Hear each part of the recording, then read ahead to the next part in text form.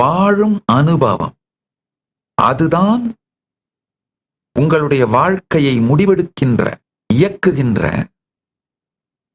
எரிபொருளாக உங்கள் அனுபவம் இருக்கணுமே தவிர நீங்க உபயோகப்படுத்துற கடிகாரம் இருக்கக்கூடாது. அதனாலதான் பல பேரால தங்களுடைய தினசரி வாழ்க்கையை நடத்தவே முடியறதில்லை.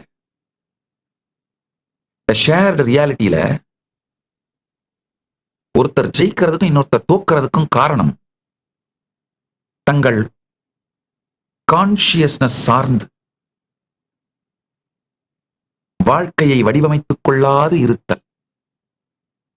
காலம் சமமா தான் வாய்ப்பை கொடுக்குது. அதாவது நீங்க பெரிய பணக்காரனா இருந்தாலும் ஏழையா இருந்தாலும், உங்க அப்பா அம்மா கிட்ட இருந்து பெரிய சொத்து உங்களுக்கு வந்திருந்தாலும், அந்த மாதிரிலாம் இல்லாத ஏழையா இருந்தாலும், இல்ல ஒரு நாட்டோட அதிபரா இருந்தாலும், இல்ல ஒரு ஏழையான குடிமகனா இருந்தாலும், என்னவா இருந்தாலும் சரிங்க, நம்ம எல்லாருக்கும் காலையில காலம் ஒரே நேரத்தை தான் நம்முடைய டெபாசிட்ல போடுது.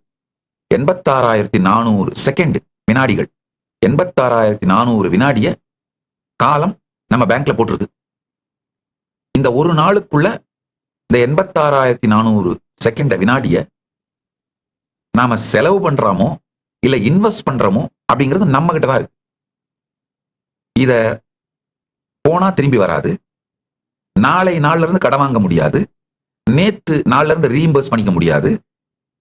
இதை யூஸ் பண்ணா நல்லது, இல்லைன்னா போயிடும், அவ்வளவுதான். இந்த நேரத்தை ஸ்பெண்ட் பண்றவெல்லாம் லைஃப்ல